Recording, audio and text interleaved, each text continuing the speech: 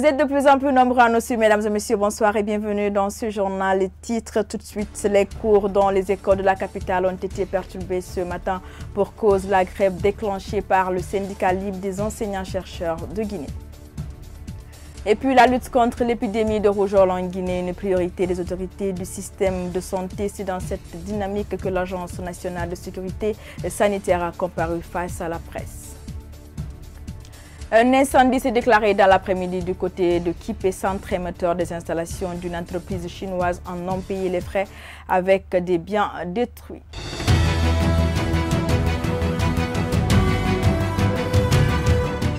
C'était là les titres de cette édition d'information. Une fois encore, bonsoir et bienvenue à tous. Un feu s'est déclaré cet après-midi dans les installations des Chinois qui travaillent à Plaza Jamon. Quelques matériaux de construction ont été touchés, mais l'incendie a été vite maîtrisé par des jeunes secouristes. Aliou Diallo au commentaire. Cet incendie a créé une panique chez les Chinois qui travaillent sur les lieux. C'est un fait qui s'est déclaré dans les installations. D'un bout à l'autre, les matériaux de construction ont été touchés. Des tuyaux qui servent de fabrication des bétons sont en partie consumés par le feu. Selon les témoignages sur les lieux, les enfants qui fréquentent les installations seraient à l'origine de cet acte. Travailleurs et manœuvres se sont déployés pour maîtriser le feu qui prenait de plus en plus de dimensions. Grâce au concours de tous, les dégâts ont été limités et l'incendie a été vite maîtrisé. Les victimes, qui sont les Chinois, n'ont pas voulu se prêter à nos questions. Et puis ce mercredi matin, des cours n'ont pas été effectifs dans la plupart des établissements des communes de la capitale. Une situation qui s'expliquerait par le mot d'ordre de grève lancé par le SLEG du collège Château d'Eau en passant par le lycée 2 octobre. Les salles de classe sont restées vides. Kadiatou Chérif Fofana pour le constat. Le mot d'ordre de grève lancé par le SLEG ce mercredi a été effectif. Au lycée 2 octobre et celui du 1er mars, les salles de classe étaient vides. Quelques enseignants présents sont restés scotchés à leur téléphone. Résultat, une confrontation entre élèves et forces de l'ordre. Des gaz lacrymogènes jetés dans l'enceinte de l'établissement pour disperser les élèves. Le matin, nous sommes venus à l'école pour étudier. On a vu qu'il y avait certains professeurs qui sont venus mais qui ne sont pas rentrés dans la classe. Et il y a eu des élèves des autres écoles qui sont venus dans notre école, soit disant qu'eux aussi n'ont pas de prof dans leur classe. Bon, on les a suivis pour réclamer nos droits, parce qu'on a droit à l'éducation. Nous sommes sortis dans la rue devant le ministère de l'enseignement préuniversitaire et on s'est arrêté là-bas pour manifester.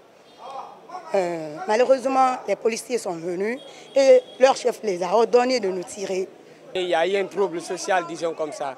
Parce que dès le matin, nous sommes venus, les élèves ont commencé d'apprendre que l'ordre de grève a été recommencé. Et de là, nous avons constaté l'absence de professeurs dans l'établissement. Et c'est ce qui a encore engendré le choc sur les élèves de se révolter. Mais d'une manière encore, ce sont les policiers qui ont engendré cette grève. Ce sont des policiers qui ont troublé, parce que c'est eux qui ont lancé des gaz. À la première position, les élèves n'allont pas jeter des cailloux au sortir. Mais lorsqu'ils ont jeté des gaz lacrymogènes dans la cour, cela a engendré la pagaille. C'est comme ça que je peux dire. Même constat au collège Château d'Eau, une cour totalement vide, une situation que déplore ce principal. Selon lui, cette grève ne concerne que l'enseignement supérieur. Cette situation, le MENA a trouvé solution à ça, parce qu'il n'y a pas un cadre de MENA qui n'a pas été recensé. Donc normalement la grève, si elle doit avoir lieu, ça doit être de l'autre côté, au ministère de l'enseignement supérieur. Sinon, le MENA, ils sont passés dans toutes les écoles, recensés tous les enseignants, eux ils connaissent le nombre de fictifs qu'ils ont eu à partir de ce recensement. Donc s'il doit y avoir grève dans les conditions normales, ça ne doit pas être au niveau du MENA, dans le ministère de l'Éducation nationale, ça doit être de l'autre côté, ceux-là qui ont refusé de se faire recenser. Cette mère de famille se dit être choquée par cette situation que traversent les élèves. Les élèves et parents souffrent. Normalement, après les études, c'est à l'enfant de prendre en charge ses parents. Et si ces enfants n'étudient pas, comment faire dans cette situation? Le secteur éducatif guinéen semble nouveau plongé dans une grève à l'approche des examens nationaux. Les élèves interrogés sur place se disent inquiets de leur situation.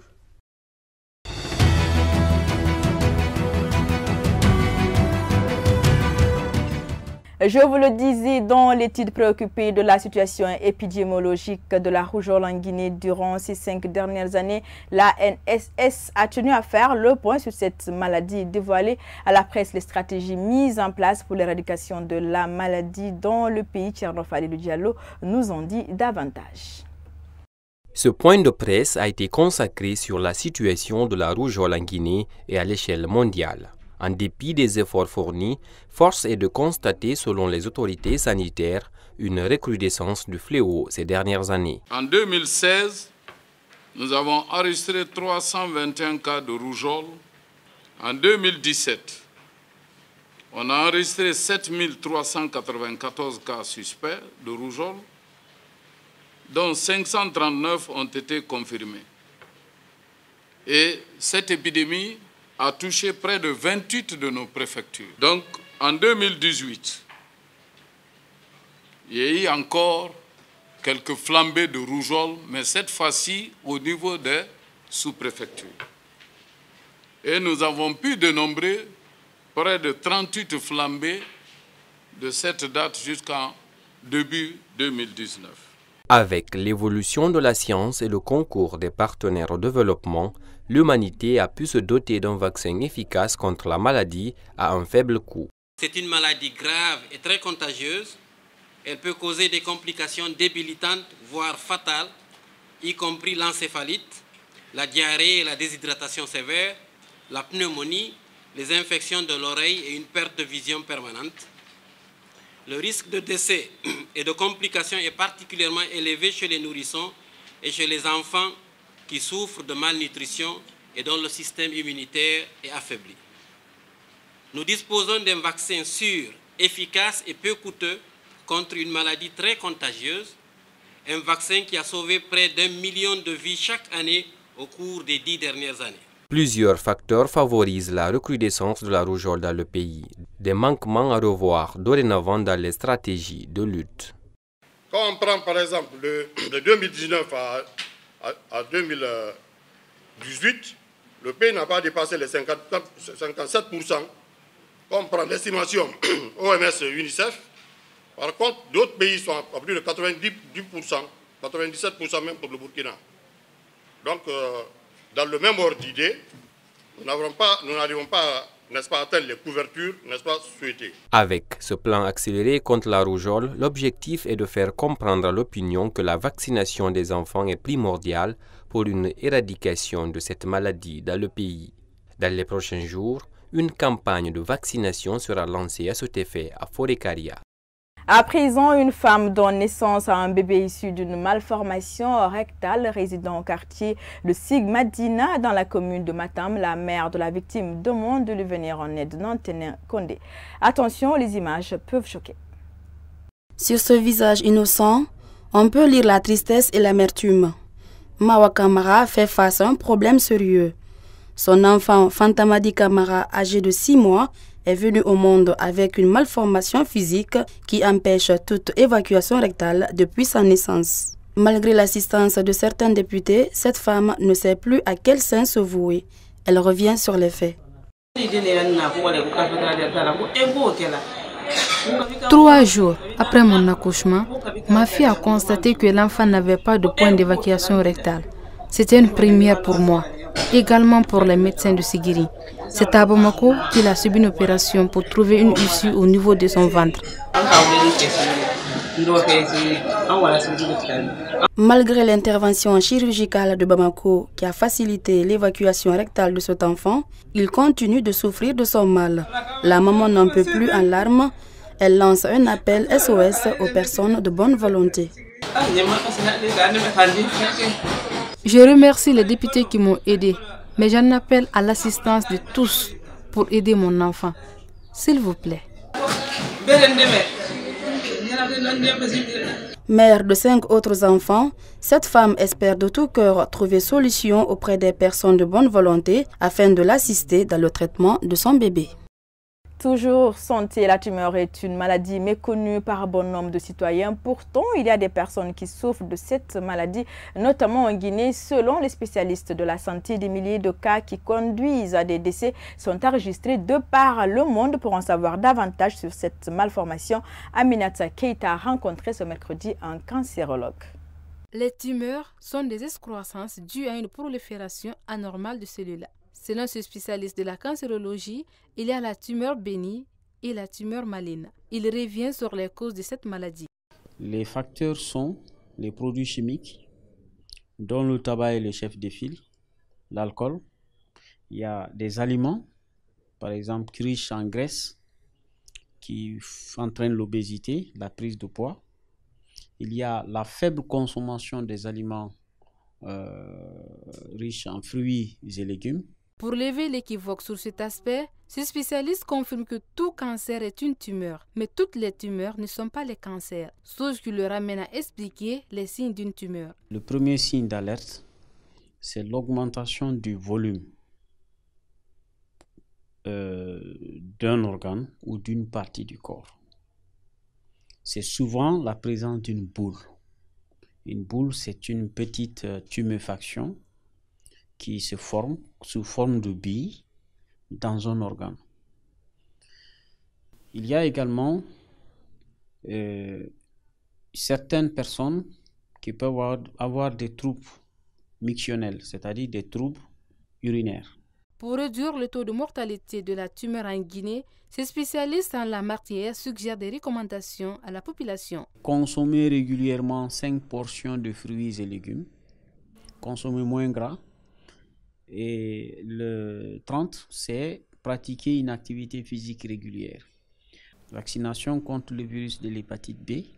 La vaccination, le jour où on aura ce vaccin-là, contre le virus du papillome humain qui protège contre le cancer du col de l'utérus. Pour rappel, selon les statistiques, 7300 personnes souffrent de la tumeur en Guinée, dont 5850 cas de décès en 2018.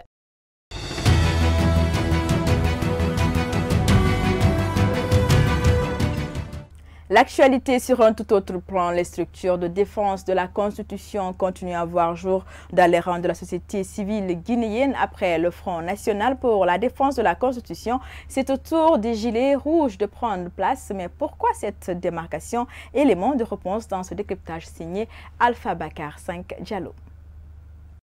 Depuis le lancement du Front national pour la défense de la Constitution, plusieurs plateformes émergent de la société civile guinéenne pour la même cause, d'où la naissance des Gilets rouges. Pourquoi donc cette initiative? C'est pour répondre un peu à l'inquiétude ou prendre en compte une partie de la population qui n'avait pas été touchée. Parce qu'il y a une bonne partie qui veut vraiment agir pour lutter contre ce tripatouillage de la Constitution, mais qui ne souhaiterait pas s'allier avec les partis politiques, par exemple, ou qui ne souhaiterait pas s'allier avec certains acteurs de la société civile dont ils estiment qu'ils ne sont pas crédibles aux yeux de certaines personnes. Pour l'initiateur de ce mouvement, l'objectif final de toutes ces dynamiques reste le même. Aujourd'hui, le débat doit être un seul et unique. C'est tous contre la modification de la Constitution, tous contre une nouvelle Constitution, tous contre un troisième mandat. C'est ça le véritable débat de toutes les dynamiques qui sont en train de naître. L'esprit d'équipe doit être une priorité pour toutes ces dynamiques qui défendent la même cause. Depuis quelque temps en Guinée, il y a une floraison des eaux minérales de toutes sortes. Des citoyens, pour le besoin de se désaltérer, sont obligés de s'en procurer. Des consommateurs rencontrés ce mercredi interpellent la vigilance de l'État pour le contrôle de qualité au niveau de ces sociétés qui produisent ces eaux. Reportage Mariam Ba. 5, 10, ce sont des centaines qui existent sur le marché national. Les eaux minérales de marques différentes se bousculent dans la capitale Conakry. Pourtant, ils ne remplissent pas tous les conditions de production ni de vente. Les consommateurs se plaignent de ce manque de suivi. Presque dans tous les quartiers, l'enseignant, il y a l'eau de l'enseignant. Ratoma, il y a l'eau de Ratoma. Même moi je m'appelle Oumou, il y a l'eau Oumou. Vous voyez, donc ils n'ont qu'à prendre leur disposition. Pas pour la Guinée, mais quelqu'un peut profiter de cette occasion, créer quelque chose. Même quelqu'un peut même nous empoisonner avec ça. Le non-contrôle de ces eaux provoque des complications sanitaires chez la population, des maladies infectieuses ainsi que d'autres bactéries. Nous avons presque remarqué qu'en Afrique de l'Ouest, il y a beaucoup de cas de choléra, des maladies qui sont reliées aux microbes, quoi. Et je vois que c'est grâce à ces genres de traitements que nous avons ces genres de maladies.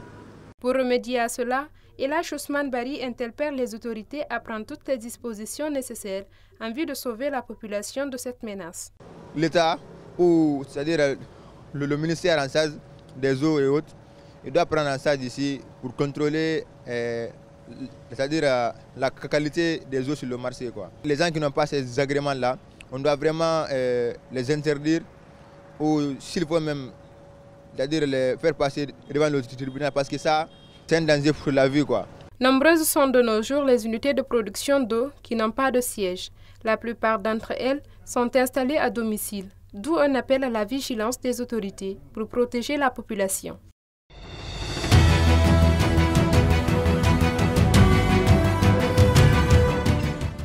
L'actualité en bref sur le continent, les combats s'intensifient entre les forces de Khalifa Haftar qui avancent vers la capitale libyenne et celle du gouvernement d'union nationale GNA basé à Tripoli à quelques heures d'une réunion prévue ce mercredi par le Conseil de sécurité de l'ONU. L'armée nationale libyenne de l'Enfort de l'Est du pays, le maréchal Haftar, qui mène depuis jeudi dernier une offensive vers Tripoli, a affirmé avoir pris aux troupes loyalistes une caserne à une cinquantaine de kilomètres au sud de la capitale.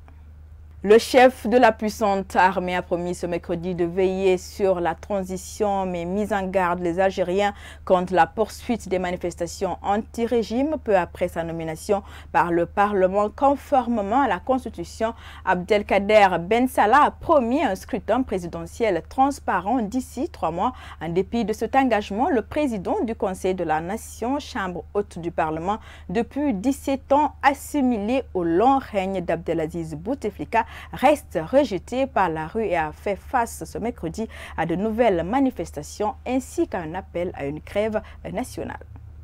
L'actualité sur le continent, cette fois-ci au Soudan, le pouvoir soudanais est confronté à ce moment à un vaste mouvement de défiance à Khartoum pour la 5e journée consécutive. Des milliers de manifestants campent devant le quartier général de l'armée. Il appelle le chef de l'État à démissionner et demande aux militaires de les rejoindre. Désormais, la pression sur le président Omar el-Béchir est forte et la mobilisation ne faiblit pas. Le commentaire est signé Omar Sow. Le bras de fer engagé entre la rue et le régime soudanais continue à Khartoum. Après des mois de protestation, la mobilisation ne faiblit pas. Elle prend de l'ampleur selon plusieurs sources sur le terrain. Les manifestants exigent toujours la démission du président Omar el-Béchir. Mardi, la pression s'est accrue sur le président soudanais. Des milliers de manifestants campent depuis des jours devant le QG de l'armée de Khartoum, bravant ainsi une interdiction de manifester imposée par l'état d'urgence voté par le Parlement. Et la police semble se positionner du côté des manifestants. Ce mouvement au départ contre la hausse du prix du pain s'est étendu au niveau politique, reflétant ainsi le ras-le-bol des Soudanais face à un régime qui tient le pays d'une main de fer depuis 1989. Jusqu'à présent, le président Omar el-Béchir a refusé les demandes visant à mettre en place un gouvernement de transition. Selon les protestataires, la contestation pourrait s'installer dans la durée.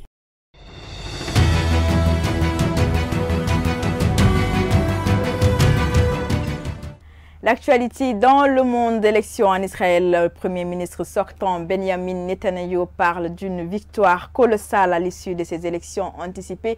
Certains électeurs disent avoir eu l'impression de voter pour un homme plus que pour un programme. Suivez.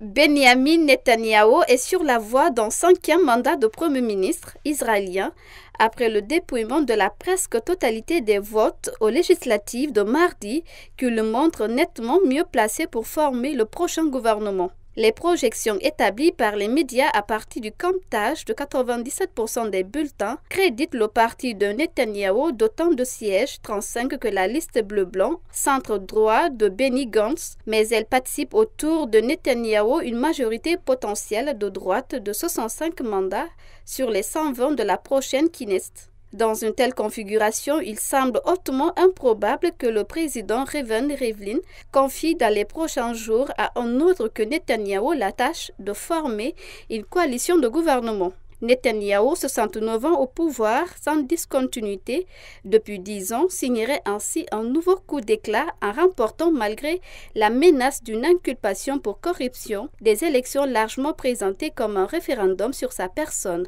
Ces ennuis judiciaires risquent de le rattraper dès les premiers mois d'un nouveau mandat. A précisé que Netanyahou avait déjà proclamé sa victoire quelques heures auparavant. Il a promis un gouvernement de droite, disant avoir déjà rapproché les chefs d'autres partis de droite en vue de former une coalition de gouvernement.